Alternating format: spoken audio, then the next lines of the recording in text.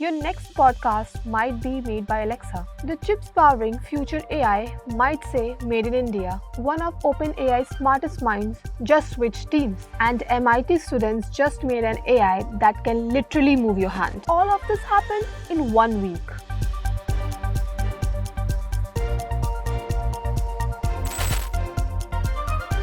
I'm Tanya and welcome to AI Ki Taza Khabar, your weekly dose of everything AI that actually matters. Let's get started. Amazon just quietly pushed Alexa into a completely new direction. The new Alexa Plus feature can now generate AI-powered podcasts on demand. And honestly, this is much bigger than it sounds. Because till now, voice assistants did mostly simple things. What's the weather? Play the music, set a timer. But now Alexa can actually take information and turn it into content that you can listen to like a real show. Imagine asking, explain AI agents, and Alexa creates a mini podcast for you. This is where voice assistants are heading now. Not just answering questions, but packaging intelligence into the ready-made media instantly. And with this move, Amazon quietly stepped into the race and barely anyone is talking about it. There's one company without which advanced AI chips cannot be made. That company is ASML and India just partnered with them. Now Tata Electronics is building a massive semiconductor plant worth $11 billion. The goal?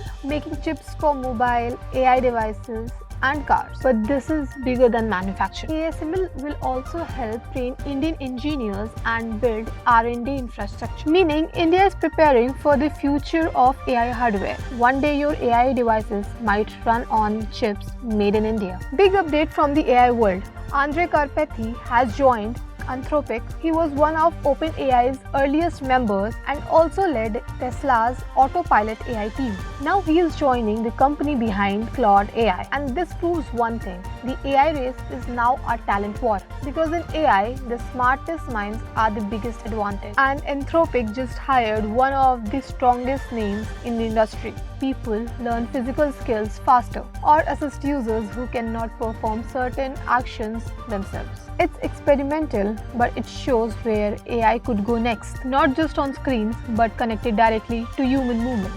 And that's the wrap on this week's AI Ki Taza Khabar. Now tell me this, if AI could help you learn one skill, what would you choose? Drop your answers in the comments, and if you enjoyed this episode, make sure to subscribe. I'll see you in the next video.